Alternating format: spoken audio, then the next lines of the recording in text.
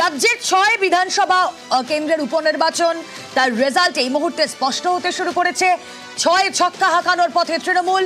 আমরা প্রতিটা কেন্দ্রের আপডেট আপনাদের সামনে তুলে ধরছি, যেখানে খুব ইন্টারেস্টিংলি আমরা মাদারিহাট নিয়ে যখন আলোচনা করছিলাম, হ্যাঁ সেখানে বিজেপির অঘটন। বাকি প্রত্যেকটা জায়গাতেই আমরা দেখছি মার্জিন কিন্তু অনেকটাই বাড়িয়ে রেখেছে তৃণমূল। আমরা নৈহাটি, তালডাংরা, মেদিনীপুর, সিতাই, মাদারিহাট, হারোয়া প্রত্যেকটা জায়গার আপডেট আপনাদেরকে দিচ্ছি। তার পাশাপাশি আপনাদেরকে ঝাড়খণ্ড এবং মহারাষ্ট্রের আপডেটও দিচ্ছি। যেই মহারাষ্ট্র আরব সাগরের পারের মহারাষ্ট্র, যেই মহারাষ্ট্রে বিজেপি পরিচালিত এনডিএ সাফল্য লাভ করেছে কার্যত বলা যায়।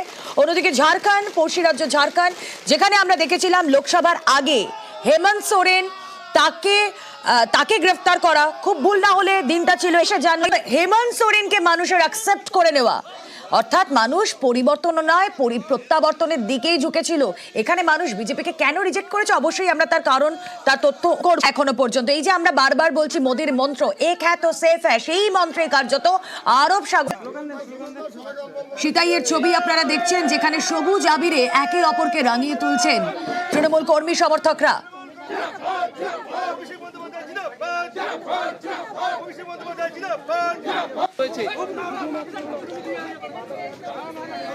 ছবি দেখাই আপনাদের পরপর, সিতাইয়ের ছবি দেখাচ্ছি, ছবি দেখাই আসুন পরপর। আমরা হারোয়ার ছবি দেখাই। হারোয়াতেও এই মুহূর্তে সবুজ আবির মেখে আনন্দে মেতে উঠেছেন তৃণমূল কর্মী সমর্থকরা। হারোয়ায় কিছুক্ষণ আগে পর্যন্ত আমরা 8 রাউন্ডের কাউন্টিং চলছে আমরা জানতে পারছিলাম। সেখানে নিকটতম প্রতিদ্বন্দ্বী আইএসএফ, তার থেকে 70,000-এর বেশি ব্যবধান ছিল তৃণমূল প্রার্থীর। তালডাংরার ছবি দেখাচ্ছি, তালডাংরার ছবি আপনারা দেখছেন। তালডাংরা, অন্যদিকে ছবিটাও দেখাতে হবে কারণ বিজেপি ক্যাম্প তালডাংরায় পুরো ফাঁকা, কর্মী সমর্থকদের ভিড় নেই। ছবিটাই বলে দিচ্ছে ভোট বাক্সে প্রতিফলনের কথা। নৈহাটি সেলিব্রেশনের ছবিটাও আপনাদেরকে দেখাই।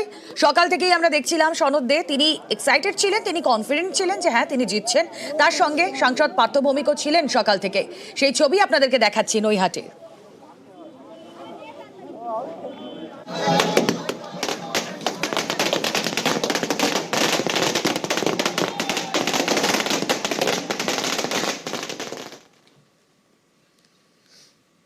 আসুন আবার আমরা আলোচনা এগিয়ে নিয়ে যাই। এই মুহূর্তে বিজেপির তরফ থেকে শতরূপা রয়েছেন, সঙ্গে রয়েছেন অশোক সরকার, কংগ্রেসের তরফ থেকে রয়েছেন চন্দন চ্যাটার্জি, সিপিআইএম এর তরফ থেকে রয়েছেন অ্যানালিস্ট দেবশ্রী ভট্টাচার্য। স্বাগত আপনাকে।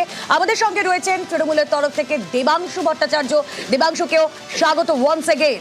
তবে দেবাংশু এর আগে কিছু প্রশ্ন ছুড়েছিল বিজেপির উদ্দেশ্যে। যেই বিজেপি 26 নিয়ে কনফিডেন্ট, সেই বিজেপি 2024-এর বাই ইলেকশনে মাদারিহাটেও অঘটন ঘটিয়ে ফেললো। শতরূপাদির কোনো প্রতিক্রিয়া থাকবে?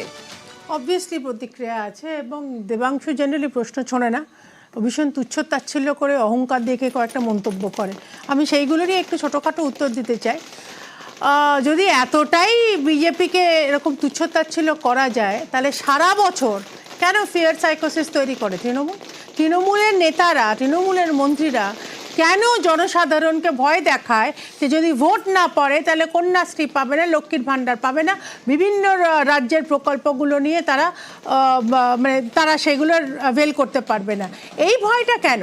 যদি সত্যি সত্যি তৃণমূল এত উন্নয়ন করে থাকে, সে উন্নয়নের জোয়ার পার্থ চ্যাটার্জির খাটের তলা থেকে, এর ফ্ল্যাট থেকে, জ্যোতিপ্রিয়র বিভিন্ন চালের ভাণ্ডার থেকে উপচে পড়ে, তাহলে সেই উন্নয়নের উপর ভরসা করে মানুষের ওপর তো শান্ত মনে মানুষকে তো ভোটগুলো দিতে অ্যালাউ করলেই পারে।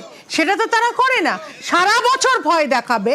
নৈহাটি যেরকম পোলিংয়ের দিন, Naihati just a case in point, যেরকমভাবে যে হারে ভায়োলেন্স হয়, সারা বছর সমস্ত জায়গায় ভায়োলেন্স হয়, পোলিংয়ের দিনও ভায়োলেন্স হয়। উপরন্তু তাদের, আমাদের নেতাদের, আমাদের যারা ক্যান্ডিডেটদের, তাদের পাবলিকলি গো ব্যাক করতে হয়। এতটাই যদি মানুষের এই যে মতদান, সেটা মানুষের নয়, তাহলে এটা তৃণমূলের ফিয়ার সাইকোসিসের রিফ্লেকশন, তাই তো দেবাংশু?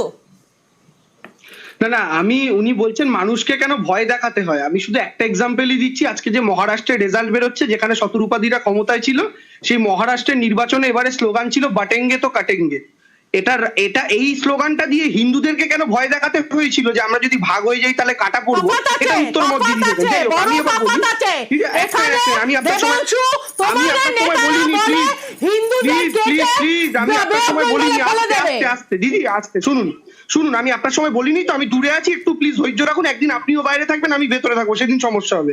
আমি যেটা বলতে চাইছি সেটা হচ্ছে তৃণমূল এই নির্বাচনটায় যতগুলো নির্বাচন হয়েছে, এই উপনির্বাচন, সেই উপনির্বাচনে প্রত্যেকবার তো যদি কোনোদিন পঞ্চায়েত নির্বাচনে কোথাও ছাপ্পা হচ্ছে, আমি দেখেছি নিউজ 18 বাংলার ক্যামেরা সেই ছাপ্পার চিত্র দেখাচ্ছে। আমি যদি দেখেছি কোথাও বুথ থেকে কাউকে ঠেলে বার করে দেওয়া হয়েছে, নিউজ 18 ক্যামেরা সেই চিত্রটা দেখাচ্ছে। এই উপনির্বাচনে বুথ দখল করে ছাপ্পা হচ্ছে, এরকম কটা চিত্র বাংলার কটা সংবাদ মাধ্যম দেখাতে পেরেছে বলুন তো? বিজেপি শুধু মুখে উচ্চারণ করেছে। বিজেপির প্রার্থীরাও পর্যন্ত, নৈহাটির বিজেপির প্রার্থী আজকে সকালবেলা পর্যন্ত বলেছে যে যা ভোট হয়েছে আমরা কনফিডেন্ট, আমরা জিতবো। তালডাংরার বিজেপির প্রার্থী আজকে সকালবেলা মিডিয়াতে বাইট দিয়ে বলেছেন যা ভোট হয়েছে আমরা কনফিডেন্ট। তার মানে শতরূপাদি হেরে যাওয়ার পরে কি ব্যাপারটা তৃণমূল ফিয়ার সাইকোসিস তৈরির চেষ্টা করছে এইদিকে যায়? প্রত্যেকটা ক্যান্ডিডেটের ডেফিনেটলি আশাবাদী হওয়ার অধিকার আছে যে তারা যা হয়েছে মানুষ যদি রায় দিয়ে থাকে তারা জিতবে। এই আশা নিয়ে আমার মনে হয় অন্য কোনো কনজেকচার করা উচিত আছে বলে। বেশ, আমি আলোচনায় আসবো, সকলের কাছেই আসবো।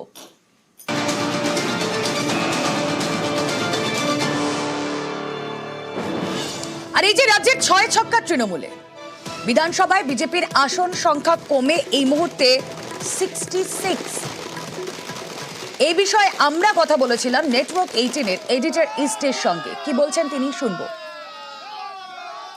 এই 6 কেন্দ্রের উপনির্বাচন কিন্তু একটা বড় ফ্যাক্টর পশ্চিমবঙ্গের আগামী রাজনীতিতে। তার কারণ রুমেরা, তুমি জানো আগস্ট মাস থেকে পশ্চিমবঙ্গের ভারত রাজনীতি উত্তাল হয়ে উঠেছিল আরজিকর আন্দোলনকে কেন্দ্র করে, এবং মনে করা হয়েছিল যে এই আরজিকর আন্দোলনের একটা বড় প্রভাব পশ্চিমবঙ্গের ভোটে, এই 6টি বিধানসভা উপনির্বাচনের ভোটে পড়বে। কেননা তুমি যদি আমাকে জিজ্ঞেস করো, তালডাংরা বা মাদারিহাট বাদ দিলে মেদিনীপুর কিন্তু শহর কেন্দ্রিক ভোটার, নৈহাটি শহর কেন্দ্রিক ভোটার, হাড়োয়া শহর এবং গ্রাম দুটোই রয়েছে, এবং তোমার তুমি যদি আমাকে বলো যে সিতাই, সেটা কিন্তু গ্রামের ভোট।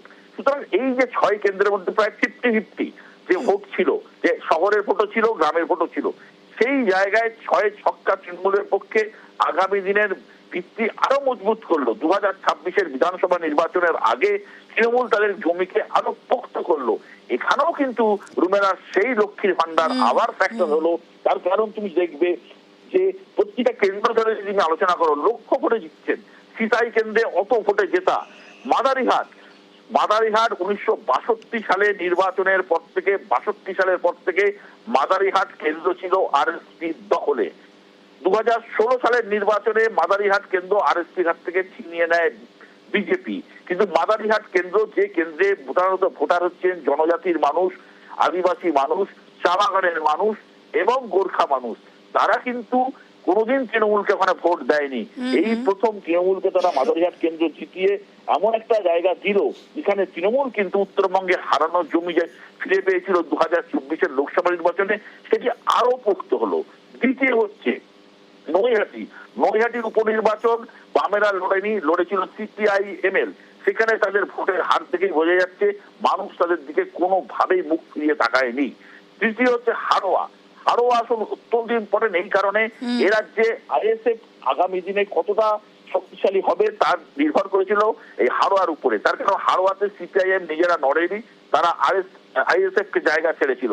কিন্তু আইএসএফ সেখানে দ্বিতীয় জায়গা আছে ঠিকই, কিন্তু আইএসএফ যে ভোট পেয়েছে মুসলমান সম্প্রদায়, অর্থাৎ হাড়োয়ার যে মেজরিটি ভোটার যারা মুসলমান, তারা কিন্তু আইএসএফ কে নয় তৃণমূলকেই পছন্দ করছে। অর্থাৎ পশ্চিমবঙ্গের যে মাইনরিটি, তারা কিন্তু তৃণমূলের দিকেই থাকছে, এই নিয়ে কোনো সন্দেহ নেই। আর চতুর্থ হচ্ছে মেদিনীপুর, যেটা একটা শহর কেন্দ্রিক ভোট। মনে করা হয়েছিল এই শহর কেন্দ্রিক ভোটে তৃণমূল একটু হয়তো বেকায়দায় পড়তে পারে, কারণ আরজিকরের মতো ইস্যু, যেখানে ডাক্তারদের এই ধরনের আন্দোলন, নাগরিক সমাজ পথে নেমেছিল, তারা পশ্চিমবঙ্গের মানুষ ভেবেছিল যে একটা অন্যরকম কিছু হবে। কিন্তু মেদিনীপুর স্থির তৃণমূল জিতে আবার প্রমাণ করলো যে ভোটে জেতার জন্য নানা রকমের প্রকল্প যেমন দরকার, লক্ষ্মীর ভান্ডার যেমন দরকার, মমতা ম্যাজিক যেমন দরকার, একই সঙ্গে কিন্তু সাংগঠনিক ক্ষমতাও দরকার। এই সাংগঠনিক ক্ষমতায় কোথাও বিজেপি কিন্তু অনেক যোজন পিছিয়ে গেল তৃণমূলের থেকে। আর তালডাংরা আসন CPIM একমাত্র এই আসনেই লড়েছে, এবং CPIM ওখানে লড়ে দেখা গেছে তালডাংরার ভোটে তৃণমূল অত ভোটে না জিতলেও তাল্লাংরা তারা বার করে নিয়েছে। অর্থাৎ একটা জিনিস পরিষ্কার, পশ্চিমবঙ্গে মমতার ম্যাজিক কিন্তু এখনো অটুট রয়েছে। এটা কিন্তু 2026-এর নির্বাচনের আগে, বিধানসভা নির্বাচনের আগে তৃণমূলের কাছে এমন একটা জায়গা তৈরি হয়ে গেল, এমন একটা অক্সিজেন তৃণমূল পেয়ে গেল যে এত বড় আন্দোলন, এত বড় নাগরিক সমাজের মুভমেন্টও যে খুব একটা কাজে দিল না ভোটে, সেটা কিন্তু প্রমাণ হয়ে গেল। এই জায়গায় দাঁড়িয়ে তৃণমূল কংগ্রেস 2026-এর যে নির্বাচন লড়তে যাচ্ছে, সেই নির্বাচনে তারা আরো মজবুত, পোক্ত এবং শক্ত জমির উপর দাঁড়িয়ে এই নির্বাচন লড়তে যাচ্ছে।